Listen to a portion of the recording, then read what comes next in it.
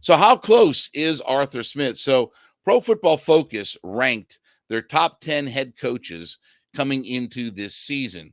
No real shock that number one is Andy Reid. No real shock either that Bill Belichick is number two.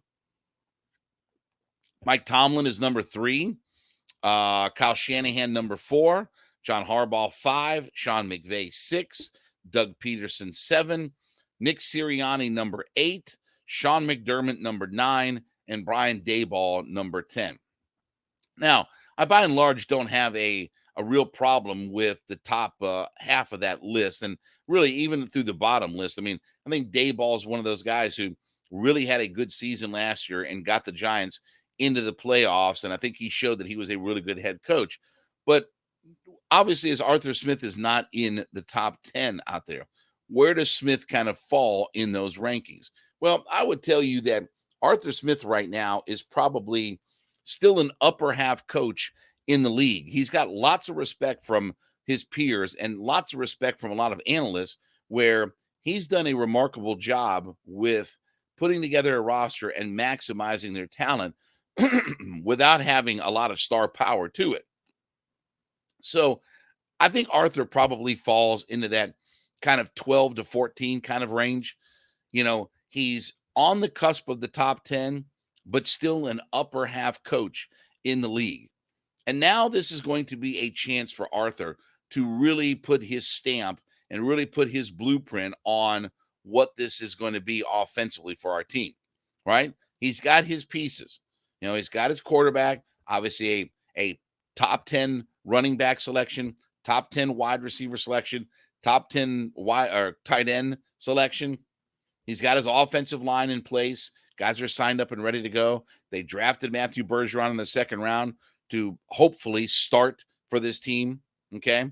Again, Matt Hennessy going to be a guy that's going to compete like crazy in training camp for that left guard spot. But again, this is coming together for Arthur Smith, that he's developing his offensive style, his offensive philosophy.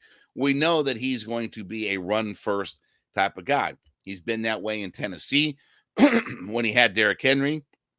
And obviously now with Algier and Bijan Robinson, he's going to take two guys to kind of help mirror that philosophy. So I definitely think, and look, compared to the last guy that we had, and I don't want to crap completely on Dan Quinn. All right, we'll crap completely on Dan Quinn. Dan Quinn was not a very good head coach. Dan Quinn in year 6 was still doing all of the same mistakes that he was doing in year 1. Remember the San Francisco game in his first year that we went out there and played and we lost, and they didn't kick a field goal and this and that and ended up losing, and again, they were I think the first team in the NFL to start off 6-0 and not make the playoffs. Again, Dan didn't learn from his mistakes. The same things that were happening in year 6 with this club were happening in year 1 with them. Arthur Smith, I think, is a guy who's learning as he goes, and he's learning from his mistakes. Again, I've always asked for an advantage on the sidelines when it came to my NFL head coach. Like, there are guys that you look across the league, like Andy Reid, for instance. Again, he's the best coach in the NFL, but he always goes in and gives you an advantage, right? I mean, when he's on the sidelines, you feel like you have the advantage with him at the helm. And I've wanted that for years for the Atlanta Falcons, that, okay, when Green Bay or Dallas or Washington or whoever comes in to play the Falcons, I wanted our coaching staff to have the advantage. You look and say, oh, okay, we've got the advantage in the coaching matchup. We may not have the advantage in quarterback or wide receiver or, defensive tackle, but we've got an advantage on the sidelines that we can fall back on, the fact that we have a really good head coach. And that's what I've wanted for years. I never felt that way with Dan Quinn at the helm. Never felt that way with him.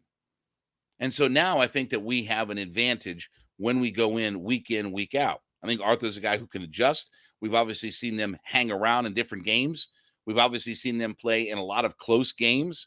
And now if we can get over that hump of as far as winning some of those close games, then it'll all come together. But I think Arthur Smith is certainly a upper half coach maybe not top 10, because I don't really have a problem with the top 10. And look, Brian Daboll's a guy who that could be Arthur Smith's spot all the way. But again, they're a playoff team. Give them credit. I mean, the Giants made the playoffs. They believed in Daniel Jones. They stuck with him and obviously gave him a big contract now in the offseason, and it worked out for them. But Brian Daboll was a guy who certainly made a lot of good decisions and certainly was a guy who gave them an advantage on the sidelines. That's what I want from our club. Again, we may not have Belichick or Andy Reid, okay? How many Super Bowls those guys won? Like 20? We may not have that level of coach, but I definitely think that when you look at where Arthur Smith could be in the Nick Siriannis and the Brian Dabolls and some of those guys, maybe Sean McDermott, again, I think he's done some good things with Buffalo.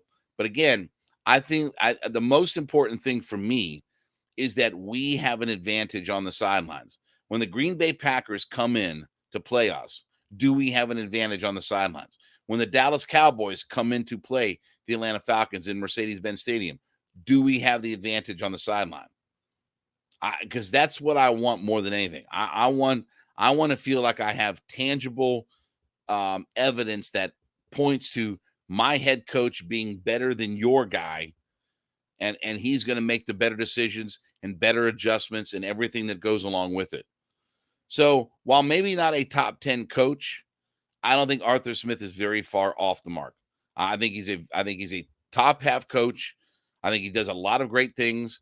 I think you can see his scheme and his offensive philosophy all kind of coming together. And as they get more and more personnel to execute that, then his philosophy becomes clearer and clearer about what he wants to do. He's maybe a little bit against the grain when it comes to, the fact of his offensive style, because it's a run first type of offense. It's not a chuck it around 600 times a game, 600 times a season type of offense. That was Matt Ryan and those guys. Matt could throw it 600 times a year.